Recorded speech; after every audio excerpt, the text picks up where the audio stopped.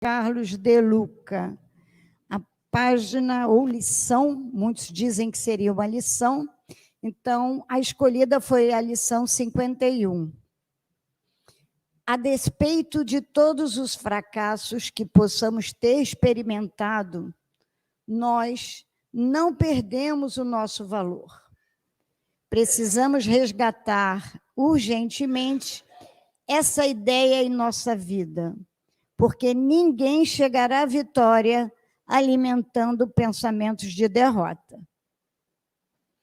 É possível que tenhamos experimentado algum tipo de fracasso em nossa vida, o que é muito natural, porque não somos espíritos prontos e acabados, estamos em fase de crescimento e aprendizado.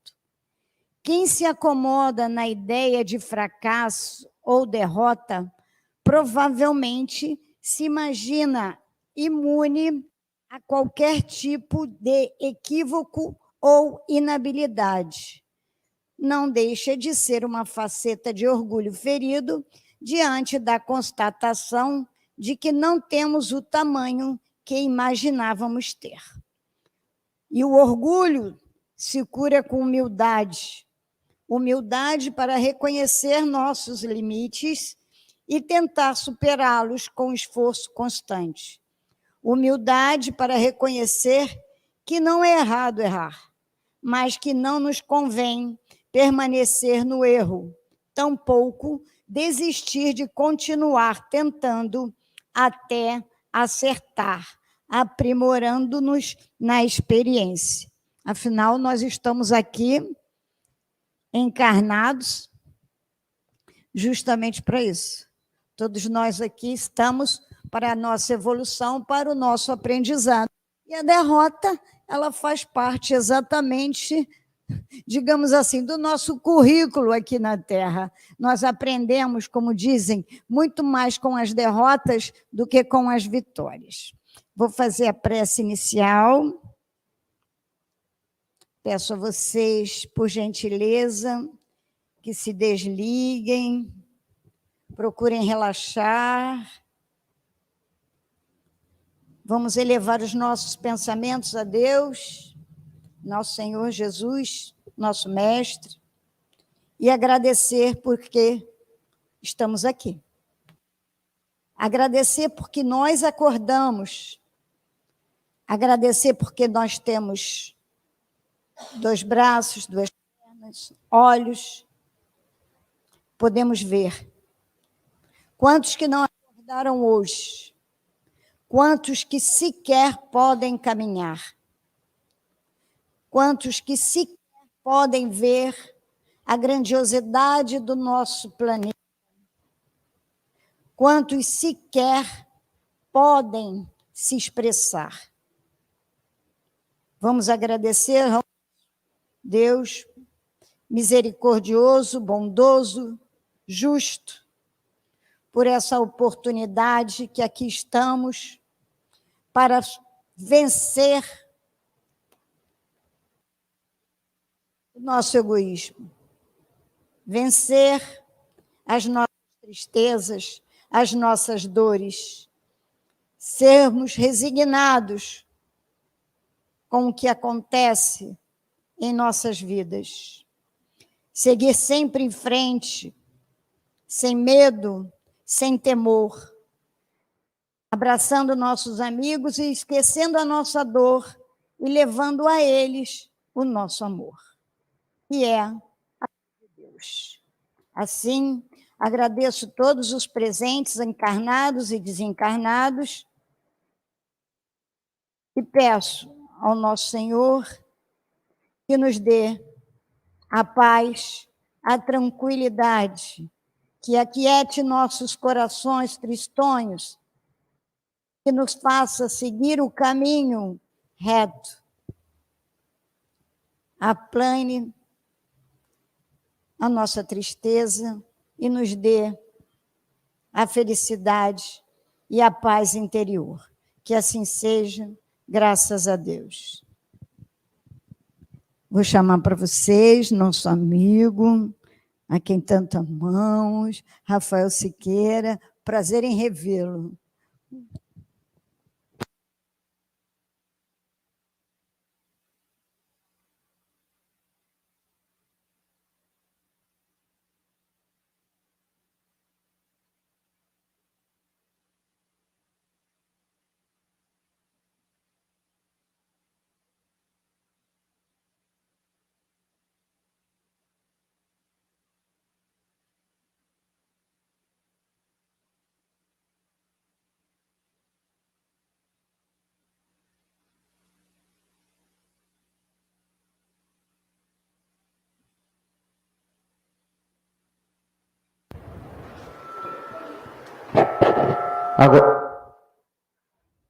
Agora eu acho que foi. Todos me ouvem? Que alegria retornar a essa casa. Que alegria ver o rosto de cada um de vocês. Que as nossas palavras possam... Pode até baixar um pouquinho. Que a minha voz já é alta, né? Que as nossas palavras sejam inspiradas pelo alto e cheguem a cada um de vocês na forma de um abraço. Porque hoje a gente precisa se amar mais, se abraçar mais, sorrir mais e agradecer a Jesus. Pelo dia de hoje, como a nossa irmã já agradeceu, pela nossa vida, que é um presente. Já se deram conta que nós temos um grande presente? Cada dia que eu olho para a Karen, ela está mais bonita. Vamos agradecer pela nossa família. O Paulo Sérgio está falando assim para mim, não enche tanto a bola da Karen assim não. Vamos agradecer pela nossa família. Vamos agradecer pelo nosso país. Vamos agradecer porque nós temos o GEPAR. Já pararam para pensar o que seria das nossas vidas sem a nossa casa espírita? Vamos agradecer pelo espiritismo nas nossas vidas. Como é bom então estar com vocês na noite de hoje falando de Jesus. Renovando os laços de afeto, renovando os laços de carinho e pedindo aos benfeitores espirituais que possam nos envolver a todos e nos guardar na sua paz. Vem, Jesus, divino amigo, vem trazer a sua paz. Só tu és o nosso abrigo, que venturas mil nos traz. Vem, ó meigo nazareno, este mundo consolar. Vem com teu olhar sereno, toda a terra iluminar. Afasta do mundo a guerra, este chacal devorador, que destrói tudo na terra, espalhando luto e dor. Há gemidos de aflição, já não há mais primaveras, criancinhas pedem pão, homens lutam como feras. Vem, Senhor, vem reflorir os caminhos. Vem, Senhor, vem perfumar corações, exterminar a dor e fazer calar os canhões. Vem, Senhor, com teu amor tão profundo, iluminar consciências e fazer feliz o mundo. Como nós precisamos de Jesus. E eu inicio as nossas reflexões com essa que é uma canção de Cabete, que eu não cantei, porque se eu cantasse, talvez não ficasse ninguém aqui. Mas eu declamei com toda a minha emotividade para nós nos lembrarmos de Jesus. Eu estou vendo uma pessoa tão querida aqui, me lembrando de Irene. Uma das primeiras palestras que eu fiz em Niterói foi por intermédio de Irene. Ela me ligou e me disse, Rafael, você faz uma palestra na casa de Pedro?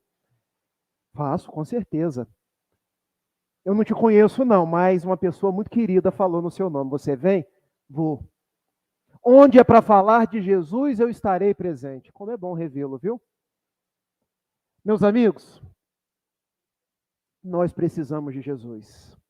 Nós precisamos falar de Jesus, nós precisamos viver Jesus. E na noite de hoje, a Karen me chamou mais uma vez. Eu já falo no GEPAR desde o nosso grupo, ali na beira...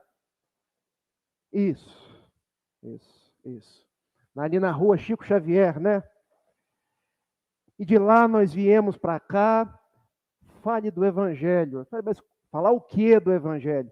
Escolha um capítulo do Evangelho segundo o Espiritismo. E nós trouxemos o Evangelho segundo o Espiritismo, porque eu tenho preferido agora, ao invés de fazer uma palestra, conversar com as pessoas.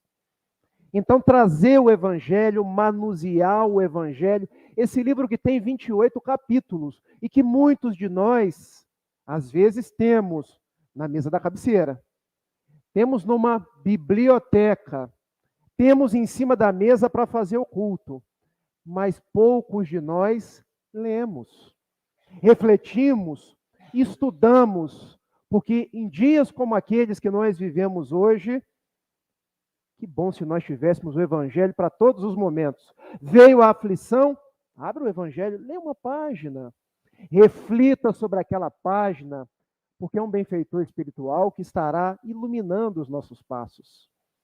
Quando tiver vontade de brigar com alguém, antes de brigar, abra uma página do Evangelho. Se vier assim, a cólera, veio para o caminho certo, veio para a pessoa certa. Quando você estiver naquele dia, faltando paciência para tudo, e vier no capítulo 9, a paciência, veio para a pessoa certa, na hora certa. Então, o Evangelho é para que a gente tenha em mãos para poder ler, refletir e estudar. E uma vez, o Raul Teixeira, vocês sabem que eu sou da Sociedade Espírita Fraternidade. Ele me disse assim, meu filho, as pessoas são curiosas. E eu perguntei, por que, Raul? As pessoas gostam de livros autografados pelo Chico, autografados pelo Divaldo Franco. Muitos vêm até mim, nos livros do benfeitor Camilo, e pedem para eu autografar. E a gente autografa, mas a pessoa não lê. Então é tal qual aquele que tem o remédio na mesa de cabeceira e não toma. Vamos abrir o Evangelho? E aquele que nós escolhemos para estudar na noite de hoje é o capítulo 17. Sede perfeitos. Perfeição relativa, tá, gente? Porque perfeição absoluta só Deus. O Evangelho segundo o Espiritismo ele é estruturado da seguinte forma. Allan Kardec pega um trecho da Bíblia, conforme Mateus, conforme Marcos, conforme Lucas, conforme João, conforme uma das cartas universais, as cartas de Paulo. Depois ele traz um trecho da sua lavra, ou seja, textos escritos por Kardec, e depois traz mensagens dos Espíritos. É bom que a gente diga isso, porque tem gente que acha que o Evangelho segundo o Espiritismo é o Evangelho dos Espíritas. Não, calma, vamos com calma. O Evangelho segundo o Espiritismo é o Evangelho de Jesus, é o mesmo que está na Bíblia. Os textos é que são de Kardec ou são dos Espíritos. É bom que a gente diga isso. Então, logo no capítulo 17, a pérola evangélica, que é tirada de Mateus 5,48, ou seja, Sermão do Monte. Porque Sermão do Monte está em Mateus 5, 6 e 7. É essa. Sede vós, outros, perfeitos, como perfeito é o vosso Pai Celestial. Sede perfeitos. O que isso quer dizer? Na linguagem do jovem, ser a melhor expressão que você puder ser. Seja a cada dia o seu melhor personagem. Faça todo o bem que estiver ao vosso alcance. A cada dia nós temos uma página nova que Deus nos oportuniza para que nós sejamos melhores. Quando nós olharmos para 10 anos atrás, será que nós éramos da mesma forma como nós somos hoje? Eu garanto uma coisa para vocês. Eu era ainda mais magro, mas eu tinha um pouquinho mais de cabelo. Mas eu melhorei, gente. Pode até não parecer, mas eu melhorei. Quando nós olhamos para a nossa vida, vocês melhoraram. Porque nós estamos atrelados a uma lei chamada lei de evolução. Quanto mais a gente vive, mais a gente melhora. Quanto mais a gente está no mundo convivendo com as pessoas, a gente vai sendo impulsionado ao progresso. Então, esse convite de Jesus é para a gente sair da mesmice, da inércia e a cada dia procurar ser uma pessoa melhor, diferente, mais afável ao bem, uma pessoa que procura se transformar. Que proposta a proposta espírita, não é verdade? Que proposta é a proposta de Jesus? E agora, Allan Kardec e os bons espíritos vão desdobrar o que é ser perfeito. E eu quero destacar alguns pontos desse capítulo 17. Porque para falar do capítulo 17, a gente poderia ficar até a semana que vem e ainda teria coisa para falar. O primeiro ponto que eu quero destacar é o item 3, o homem de bem. Eu, quando leio o homem de bem, eu vou murchando igual taioba na gordura. Já viram taioba na gordura? Bom, eu sou de Itapiruna, acho que não é segredo para ninguém. Uma cidade quente do norte do estado do Rio de Janeiro. Lá é quente. Lá a gente come muita taioba, uma folha deste tamanho, que a gente pica ou rasga. No interior se usa rasgar, se coloca na gordura com sal, é uma delícia. Aqui eu vejo pouca taioba, mas acho que vocês conhecem. E uma folha desse tamanho, quando a gente coloca na gordura, ela vai murchando, vai murchando, vai murchando, vai murchando. E quando você come, parece que já não tem mais nada. E por que que eu murcho? Porque são tantas as características que Kardec nos traz do homem de bem, que eu me sinto assim, Karen, olhando para o espelho. O homem de bem é aquele que cumpre a lei de justiça, amor e caridade. E eu olhando, será que eu já sou uma pessoa que cumpro a lei de justiça, de amor e de caridade? Quando a gente olha para o mundo hoje, e eu estou dizendo mundo global, mundo Brasil, mundo Niterói, mas há um outro mundo, a intimidade do Rafael, o nosso mundo íntimo.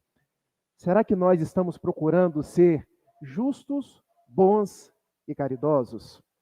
Porque ser perfeito, perfeição relativa, ser um homem de bem é procurar agir com justiça, com amor e com caridade. Agora eu quero destacar uma coisa para vocês. Já viram que a 10ª lei moral, constante da 3ª parte do Livro dos Espíritos, é uma lei tríplice, que no fundo é uma lei única? Já se deram conta disso? Vamos rememorar aqui as leis morais? Lei de adoração, lei de trabalho, lei de reprodução, lei de conservação, lei de destruição e a última, lei de justiça, amor e caridade. Será que Kardec errou? Porque nós temos 9 leis que são unitárias. Nós temos a última lei que é trina. Por quê? Porque quando nós falamos em justiça, amor e caridade, são 3 palavras que convergem numa única só. E para que a gente entenda isso, a gente precisa pensar em Deus. Deus é justo, Deus é bom ou Deus é caridoso? Legal. Deus é justo, bom e caridoso ao mesmo tempo. Há um grande palestrante das Minas Gerais, e tudo que vem das Minas Gerais é bom, sabe, Karen? Tem alguém das Minas Gerais aqui? Parabéns. Eu digo isso todos os dias, porque minha esposa é de Governador Valadares. Então ela fica assim, parece que está flutuando nas nuvens. Simão Pedro de Lima, ele diz que a justiça de Deus é boa e a bondade de Deus é justa, porque nós não conseguimos entender ou separar quando Deus é justo de quando Deus é bom, porque Ele é sempre bom e justo. Então, a primeira característica do homem de bem, nós que somos criados à imagem e semelhança de Deus, é procurar ser justo e bom. Ao invés de julgar uma pessoa, olhar para uma pessoa com brandura, porque a justiça vem de Deus e Deus é misericordioso. Ao olhar para qualquer fato do mundo, ao invés da crítica, trazer o olhar da positividade. Tem uma frase de André Luiz, constante da sua série No Mundo Espiritual, que é assim: não critique, auxilie. Porque o mundo está cheio de críticas. O mundo está cheio de dedos apontando. Será que quando a gente aponta um dedo em riste, a gente está sendo justo, bom e caridoso? Quando eu aponto um dedo para alguém, tem sempre 3 apontados para mim, não é verdade? O primeiro me diz, perdoar é melhor. Talvez você seja 3 vezes pior. Eu não cantei a música, porque eu sou desafinado. O nosso olhar para o mundo deve ser um olhar de brandura, um olhar de complacência, O olhar de ver a beleza das coisas que exaltam o altar da natureza. É muito fácil ver pontos negativos numa pessoa. Ah, mas aquele cunhado, sempre que ele vai lá em casa, tem jogo do Flamengo, e ele fica secando porque ele torce para o Vasco. Mas é o cunhado. Ah, mas eu não gosto dele porque ele chega depois que eu já almocei e quer filar a boia. E depois que acaba a boia, ele ainda vem com aquela história. Sabe como é que é? As coisas estão difíceis. Não dá para você me emprestar algum? Tem sempre aquele que a gente acha chato, não é verdade? Mas diz o espírito Humberto de Campos, num livro notável chamado Cartas e Crônicas, o nome da página é Treino para a Morte. Cuidado, você acha muita gente chata, mas tem gente que igualmente te acha chato e faz o maior esforço para conviver contigo. Então, todas as vezes que eu acho uma pessoa chata de galocha, porque a gente já não chama de chato, a gente chama de chato de galocha, eu penso, quantos acham a mesma coisa de mim? Ser justo, bom e caridoso é aprender a conviver com as pessoas do jeito que elas são, procurando os pontos positivos, deixando de apontar dedos, deixando de julgar, entendendo que se o Pai é misericordioso, a justiça vem do alto, não vem das minhas mãos. Ser homem de bem é difícil, é ou não é? Mas nós estamos a caminho. Não é para ninguém aqui hoje murchar igual taioba na gordura. Nós vamos sair daqui hoje com esperança, porque a mensagem de Jesus é a mensagem da esperança. Eu destaquei mais alguns trechos aqui do Homem de Bem, e agora eu vou abrir, porque quando a gente abre, tem um efeito pedagógico. Deixa de ser o Rafael falando para ser Kardec falando. Aí tem mais peso, né? O segundo trecho que eu destaquei é esse aqui. O homem de bem é bom, humano e benevolente para com todos, sem distinção de raças, nem de crenças, porque em todos os homens vê irmãos seus. Quando eu leio isso aqui, já viram aquele desenho de quando uma pessoa se sente constrangida e ele engole e parece que está engolindo a seco? O homem de bem não faz distinção de crença, de raça, porque acha que todos são seus irmãos. Rafael, você está me dizendo que eu sou irmão do evangélico? Sim. Você está me dizendo que eu sou irmão daquele que vota diferente de mim? Sim. Você está me dizendo que eu sou irmão do Islã? Sim. Você está me dizendo que eu sou irmão daquele que está lá no presídio? Sim. Nós somos irmãos uns dos outros. O homem de bem é aquele que deixa de construir muros para construir pontes. Talvez esse seja o grande desafio dos dias atuais. É ou não é? A gente liga a televisão, tem muro ou tem ponte? É muito muro. E uma vez, Mohandas Karamchand Gandhi estava na cidade de Londres, quando um repórter, eu adoro os repórteres cristãos, fazendo perguntas sobre Jesus para os homens hindus. E o repórter chegou para Gandhi e perguntou assim: Mohandas, como é que a gente faz para no mundo ter mais cristão? Que audácia do repórter, né? Duas coisas os cristãos devem fazer. A primeira delas, todo cristão deve agir como Jesus agiu, e não falar apenas. E eu penso, hoje a gente fala muito em Jesus. Quantos versículos da Bíblia a gente tem decorado? Quantos capítulos do Evangelho segundo o Espiritismo a gente sabe de cor? Mas será que a gente está vivendo tudo isso? Porque o nosso compromisso não é um compromisso apenas de crença, é um compromisso de conduta. É o compromisso de nos tornarmos pessoas melhores. Eu vi o companheiro com água, vocês me dão licença.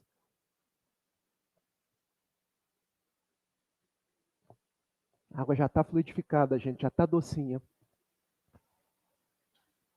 Segunda resposta de Gandhi.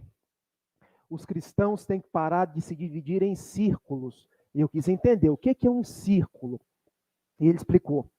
Remontando às origens do cristianismo, a cultura judaico-cristã, como faziam os judeus? Criava o círculo, raça eleita, aqui estão os judeus. O que estava fora era pagão. Esse está proscrito, esse não faz parte do reino de Deus. Os cristãos hoje, que são os originários da cultura hebraica, têm que parar de fazer os mesmos círculos. Porque nós hoje fazemos os círculos. O círculo de quem é espírita, do círculo de quem é católico, de quem é protestante, do círculo daquele que não tem religião nenhuma. Então a proposta de Gandhi era: vamos acabar com os círculos. Vamos viver a fraternidade, porque isso é ser homem de bem. Todas as vezes que alguém chegar para nós e falar que a religião cristã é exclusiva ou exclusivista, cuidado. Aí está uma mensagem sofismática ou equivocada, porque Jesus nunca falou em exclusividade. Querem uma resposta concreta para isso? Evangelho de Lucas, capítulo 15. Um homem tinha 100 ovelhas, perdeu uma. Ele deixa as 99 e vai buscar aquela que se perdeu. Coloca no ombro e traz de volta. Para Jesus não é importante se a ovelha é negra ou branca, é crente ou católica, vota na direita ou vota na esquerda. Para Jesus o importante é a ovelha. Os preconceitos estão na nossa cabeça, na nossa forma de entender o evangelho. Ser homem de bem, acabar com os rótulos e olhar para a pessoa. Vamos mais um trecho aqui do homem de bem? Não alimenta ódio, nem rancor, nem desejo de vingança. A exemplo de Jesus, perdoa e esquece as ofensas. E só a benefício se lembra, por saber que perdoado lhe será, conforme houver perdoado. A pergunta que eu faço para vocês e para mim é a seguinte: hoje nós estamos vivendo o ódio ou o amor? Se nós estamos odiando, nós somos homens de bem? Quanto nós estamos interpretando de uma forma equivocada o Evangelho? No Evangelho não existe ódio. No Evangelho não existe vingança. O Evangelho é uma proposta de paz, de misericórdia. Jesus nunca odiou ninguém. Jesus transformou uma prostituta, Maria de Magdala, numa apóstola. Jesus, quando levaram uma adúltera, manda a lei de Moisés que a mulher seja apedrejada. E você é o que determina? Aquele que estiver sem pecados, que atire a primeira pedra. Jesus foi aquele que esteve com os leprosos. Apenas um voltou para agradecer porque ele curou 10. Jesus foi crucificado no meio de 2 ladrões. À sua direita, Dimas, à sua esquerda, Giestas. E Dimas, que é conhecido como bom ladrão, mestre, lembra-te de mim quando estiveres no reino dos céus. E Jesus responde: ainda hoje estarás comigo no paraíso. O homem de bem é aquele que não guarda ódio. Se nós estamos odiando, razão inversamente proporcional. Lembram-se das aulas de matemática? Se o ódio cresce, eu estou me afastando de Jesus. Se o ódio diminui, eu estou me aproximando de Jesus. Tanto isso é verdade que existe um teólogo católico. Rafael, mas você está falando de um teólogo católico? Por que não? Nós vivemos hoje um ecumenismo. Eu sou espírita, mas nós conversamos com as outras religiões. Teilhard de Chardin, já ouviram falar? Ele diz assim: para o alto tudo converge. O contrário, para baixo tudo diverge. Se nós estamos divergindo tanto, brigando tanto, odiando tanto, nós estamos indo para o alto ou para baixo? Pergunta retórica, só para a gente refletir. Gente, Teilhard de Chardin não propôs que todo mundo fosse igual. Porque as pessoas têm as singularidades. Eu nunca vou ter os olhos belos da Karen, nem a sua beleza, porque as pessoas são diferentes. Eu nunca vou ser igual a você, igual a você. Nós somos diferentes. E essa é a maior beleza que existe. Já pensou se nos canteiros do mundo só existissem rosas? Faltariam os crisântemos, faltariam os cravos, faltariam as violetas. Faltaria ou não faltaria? O canteiro ficaria incompleto. A proposta é: nós temos as nossas singularidades, mas podemos ter uma centralidade: amor, tolerância, respeito, fraternidade. Uma vez nós perguntamos ao benfeitor Raul, está tomando água, né? Vai melhorar aí. A gente está daqui, mas a gente tem que estar atento a tudo. Uma vez perguntamos para o Raul, por que a nossa casa chama-se Sociedade Espírita Fraternidade? E ele perguntou para o benfeitor Camilo. E Camilo respondeu: meu filho, isso vem lá da época de Francisco. Frater quer dizer irmão. Viver a fraternidade é nós nos darmos conta que nós somos irmãos. E nós já brigamos tanto por esse passado.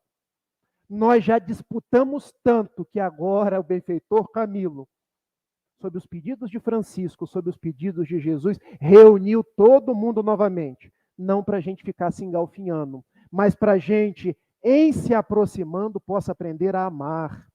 Essa é a proposta de Jesus. Então, quando a gente olhar para o GEPAR, vai ter gente que pensa de um jeito, vai ter gente que pensa de outro jeito, mas nós somos irmãos, não podemos perder essa baliza. Quando olharmos para dentro da nossa casa, tem aquele parente que a gente quer pegar pelo pescoço. Tem ou não tem? Eu sei que tem gente aqui que já é iluminada, que nunca passou isso pela cabeça, que sempre quando alguém pisa num pé, pode pisar no outro.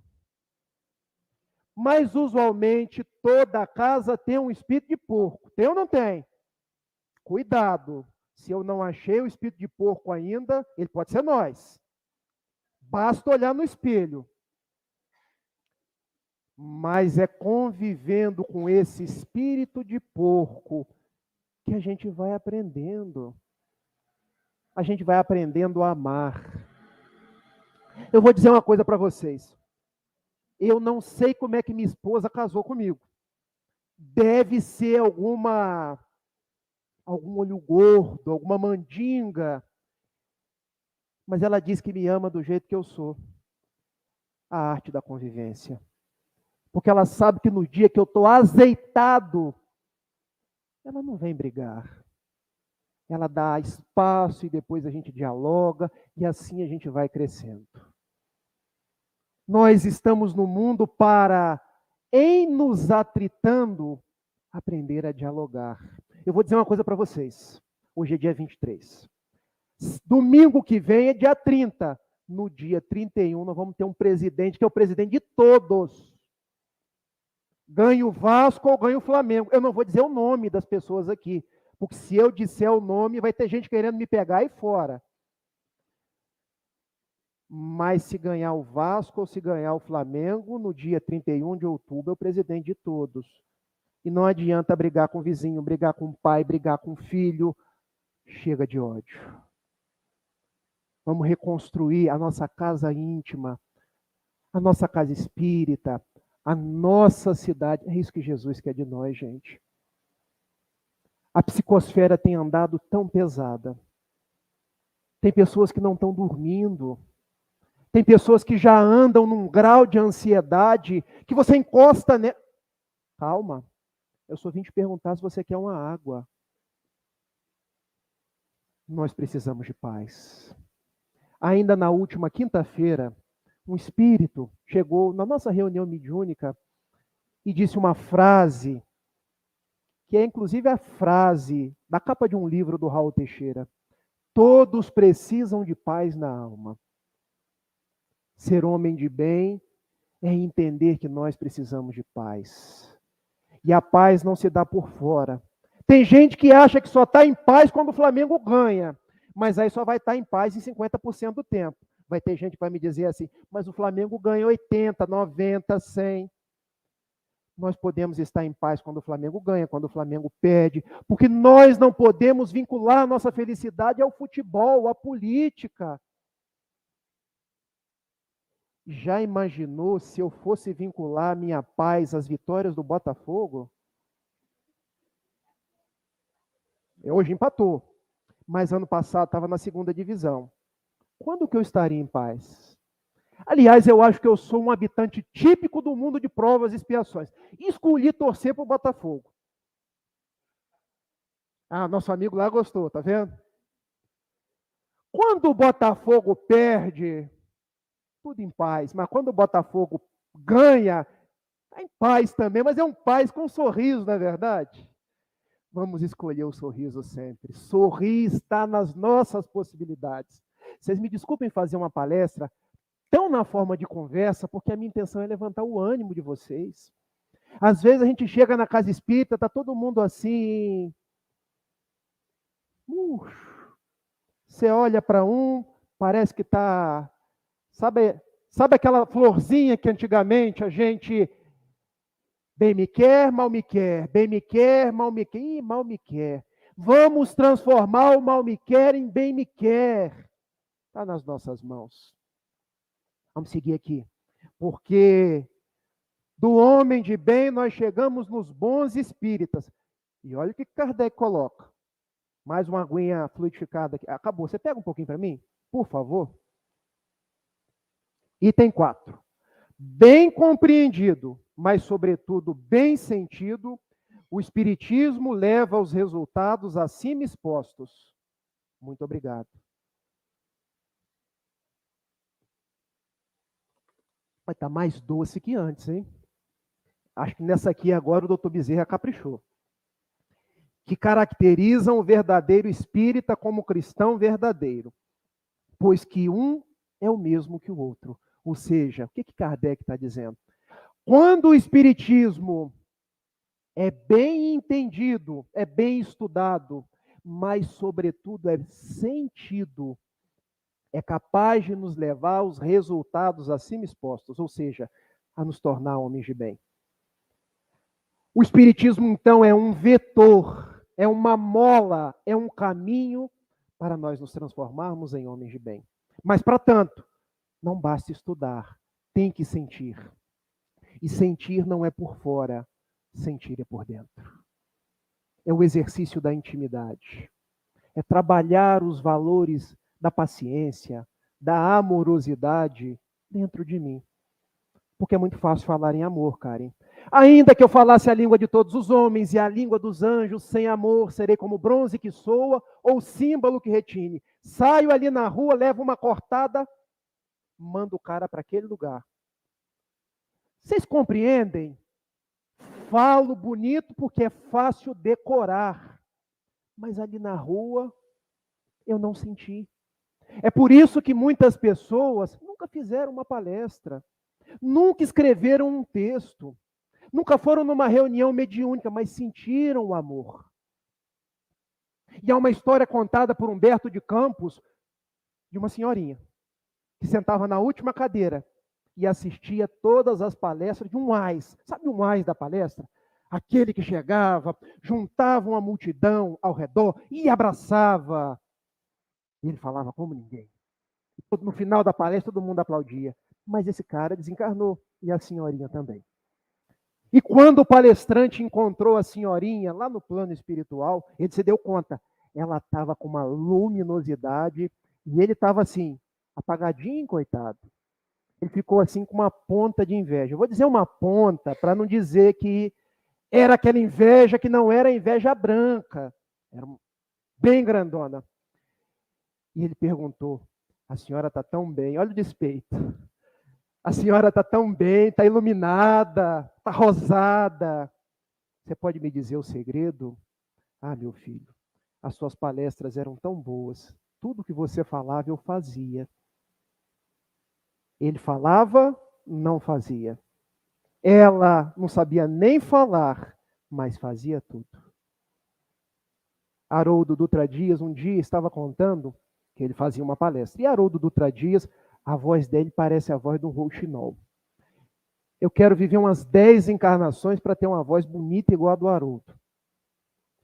E ele terminou a palestra. Saiu no trânsito de Belo Horizonte.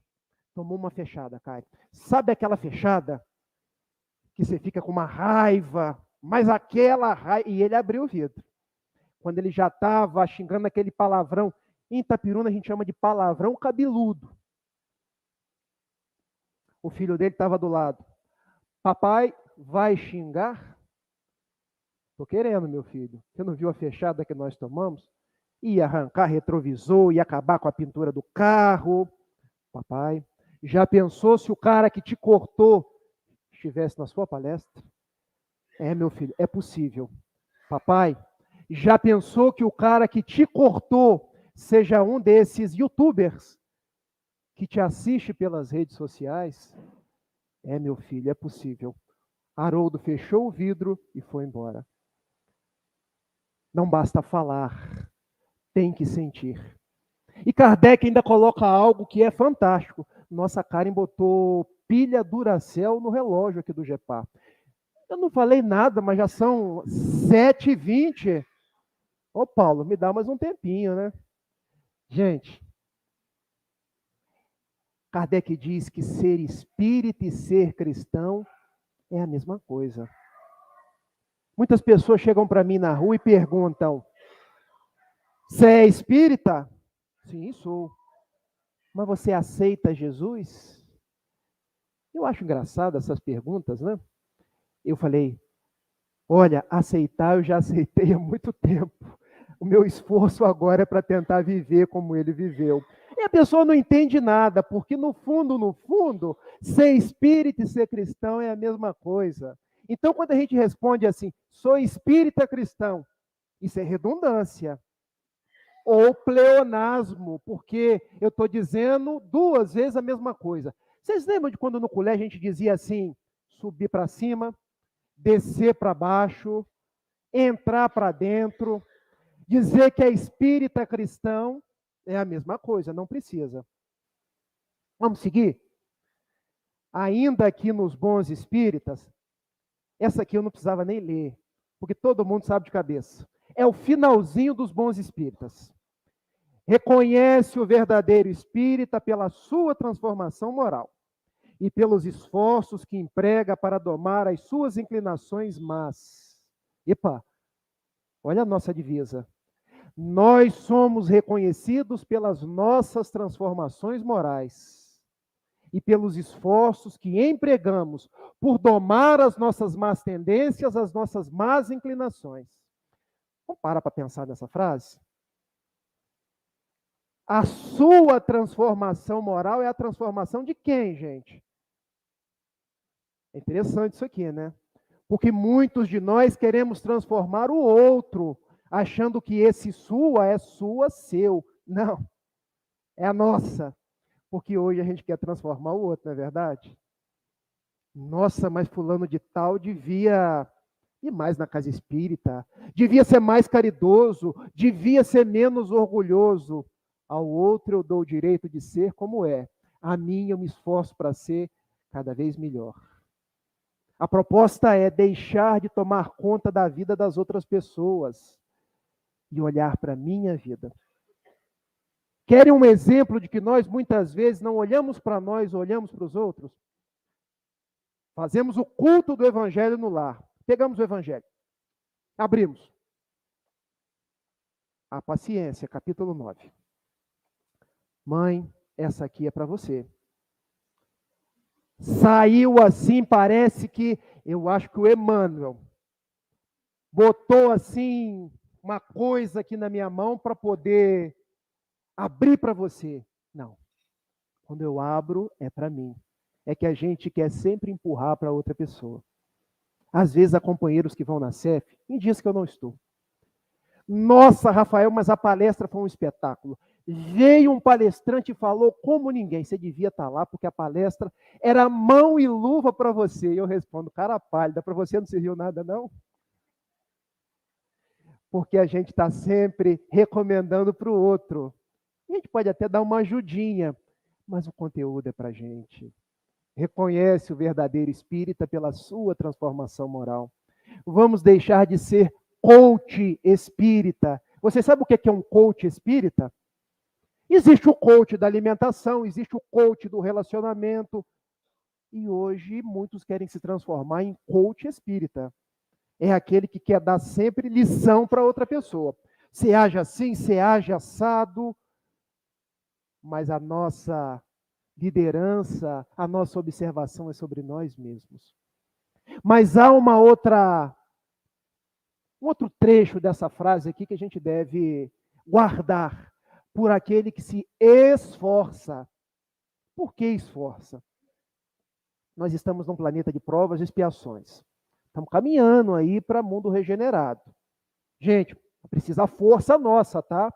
Isso não é assim passe de mágica, não. Nós somos da classe dos espíritos imperfeitos. Por que é esforço? Porque é um dia de cada vez. Porque é o trabalho nosso de cada dia. Não tem ninguém pronto. Ainda não somos espíritos iluminados. E onde que eu quero chegar? Muitas pessoas, eu quero ser espírita, mas eu não consigo. Já viram pessoas que dizem assim? Porque eu ainda faço isso, faço aquilo. Mas quem é que não faz? Quem é que não erra? Quem é que não cai? Quem é que um dia não fala de uma forma que não gostaria, briga com alguém, porque esforço é trabalho de todos os dias, é um passo, depois o outro passo, é a nossa trajetória. Essa frase de Kardec, então, é uma frase pedagógica, é uma frase para o nosso ensinamento. Eu quero terminar as nossas reflexões da noite lembrando de uma personagem, que para mim sempre foi uma personagem muito rica de nós pensarmos numa mulher de bem. E não uma mulher espírita, mas uma mulher que viveu para Jesus. Refiro-me a Agnes Goncha Bojacho. Sabem de quem eu estou falando? Madre Teresa de Calcutá. A vida dela sempre me chamou muita atenção. Esse é o nome de batismo dela. Porque ela nasceu na Macedônia. Skopje, a cidade onde ela nasceu, cidade europeia, uma família que tinha posses, nada lhe faltou, mas ela tinha um sonho, ela queria servir Jesus. E ela achava que no Fausto, onde ela se encontrava, ela não estava em condições para tanto. Resolveu tornar-se uma dama da caridade. Sai ali, da época Iugoslávia, hoje Macedônia, e vai para a Grã-Bretanha, no convento do Loreto, tornando-se uma dama reclusa. E ela pensou, será que eu vou conseguir servir Jesus no mosteiro, no convento, ficando trancafiado o dia inteiro, fazendo oração dia e noite? Ela reconhecia a importância da oração, mas ela achava que servir Jesus era algo para estar com as pessoas, viver no mundo, trabalhar no bem. Ela deixa o convento do Loreto, na Irlanda, que faz parte da Grã-Bretanha, e resolve ir para a Índia. Uma particularidade, gente. A Índia, ainda hoje, é o país onde existem as castas, onde nós temos os brahmanes, os intocáveis, e onde nós temos os dalits ou os párias, que são aqueles que são os marginalizados, jogados na lata do lixo, pessoas excluídas da sociedade. E ela olhava para aquelas pessoas e dizia, são meus irmãos. Eu encontrei Jesus em cada um deles. Tanto que quando lhe perguntavam qual é a sua religião, ela respondia, você, o próximo. Você é a minha religião. Então ela se torna uma mulher de bem, trabalhando pelas crianças que não podiam estudar na cidade de Calcutá, na Índia. Retirando gente da lata do lixo. E contam os seus biógrafos que a sua primeira experiência iluminativa foi quando ela se encontrava numa estação de trem e um homem esquálido, caído à margem daquela estação, lhe pediu água. O homem tinha muito mais do que sede. O homem tinha sede, tinha fome, tinha necessidades materiais, e ela lembrou-se de Jesus. Todas as vezes que alguém te pedir pão, que alguém te pedir água, todas as vezes que alguém for até você padecendo de alguma necessidade, serei eu que estarei presente. Ela viu Jesus naquele homem e começou a servir Jesus. Torna-se de Agnes Goncha Bojácio Madre Teresa. Dedicou sua vida ao nome de Teresa, Calcutá, em razão da cidade da Índia onde passou a trabalhar. Foi laureada com o Prêmio Nobel da Paz em 1979 e veio a desencarnar em 1997. Depois de uma vida dedicada a Jesus, que não era a vida da letra, tão somente da Bíblia, mas era a vida da atitude. E há uma história correlata à vida de Madre Teresa de Calcutá, agora já é contada por Divaldo Pereira Franco. Lembram-se de Lady Di, a princesa Diana da Inglaterra? A princesa Diana foi aquela mulher que tinha título de nobreza, casou-se com o príncipe Charles. De Diana Spencer tornou-se a Lady Di. Foi traída no seu matrimônio, fez crises de bulimia, mas depois se deu conta de que podia também trabalhar em nome daqueles que eram os aidéticos da Grã-Bretanha. Podia fazer viagens para a África, porque ainda hoje na África, em razão de guerras civis, há minas pelo caminho. E ela conhece, fica sabendo do trabalho de Madre Teresa de Calcutá. E Lady Di resolve encontrar-se com a Madre Teresa. Encontram-se algumas vezes em Roma e em Nova York. E em uma dessas vezes ela pede à Madre Teresa: o meu casamento já foi para o espaço. Eu já não quero saber de realeza mais. A minha vida foi o conto de fadas aos olhos da multidão. Mas eu sou profundamente infeliz por dentro. Deixa-me ser uma das suas damas. Eu quero me entregar à caridade, eu quero viver tal qual você, Madre Teresa. E Teresa respondeu para Diana: minha filha, nós não precisamos estar num convento e nem ter dedicado a nossa vida a qualquer causa eclesiástica. Nós podemos ser homens e mulheres de bem onde quer que nós nos encontremos. Se você largar a realeza, será apenas mais uma a colocar um véu, um manto e andar pelos caminhos. Mas você, como alguém que já foi princesa da Inglaterra, poderá usar do seu prestígio, do seu status, para trabalhar para Jesus. E assim foi feito. Ela, na condição de uma ex-princesa, continua trabalhando, viaja o mundo, fala pela paz, prega pelas crianças da África e também morre em 1997. Pouco tempo depois que Madre Teresa de Calcutá. E agora o relato mediúnico.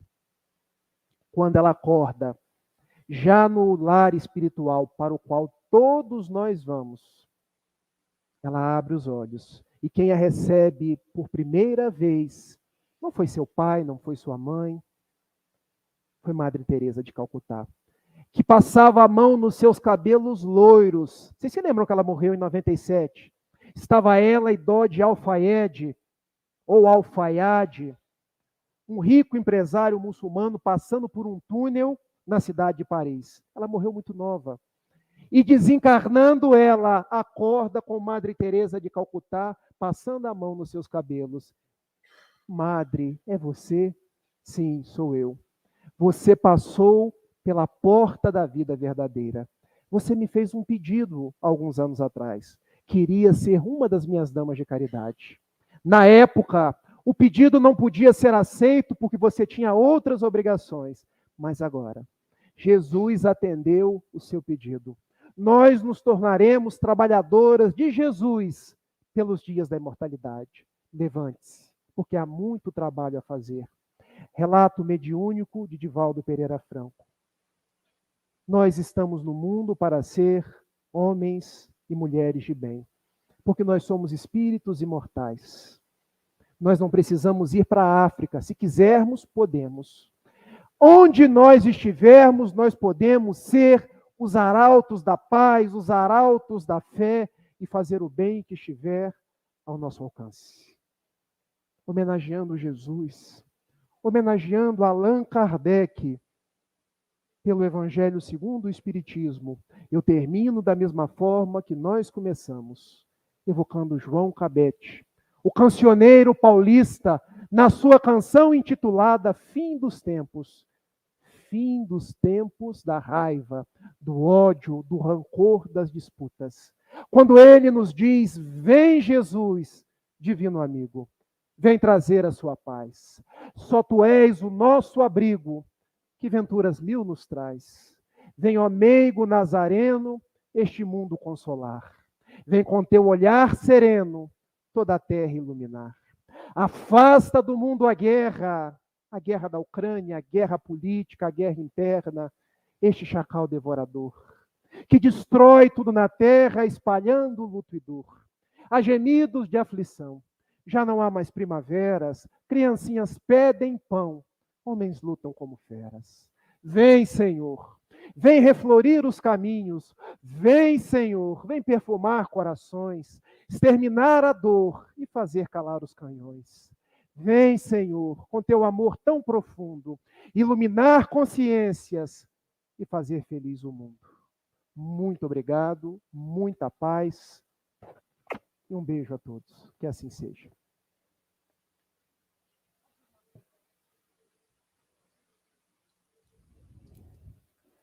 Vou beber só mais uma aguinha, tá? Eu pego aqui.